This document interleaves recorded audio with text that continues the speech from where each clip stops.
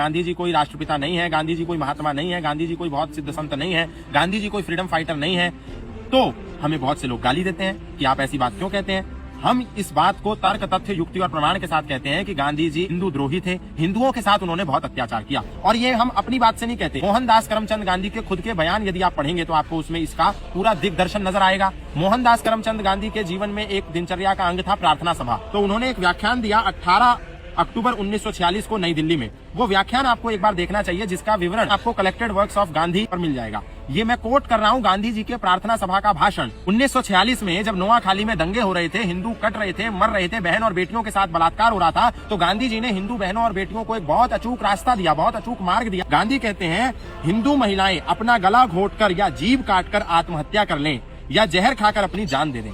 गांधी जी हिंदू महिलाओं को बचाने के लिए कितना रामबाण इलाज बता रहे हैं। और यही नहीं, एक दूसरी प्रार्थना सभा को भी मैं कोट करना चाहता हूँ। 194 नंबर की जो उनकी प्रार्थना सभा थी, उस प्रार्थना सभा को उन्होंने नई दिल्ली में 6 अप्रैल 1947 को दिया, जिसका विवरण आपको collected works of Mahatma Gandhi में मिल जाएगा। जाकर के 194 नंबर की जो उनकी प्रार्थना सभा है वो आप वहां पर देख लीजिएगा।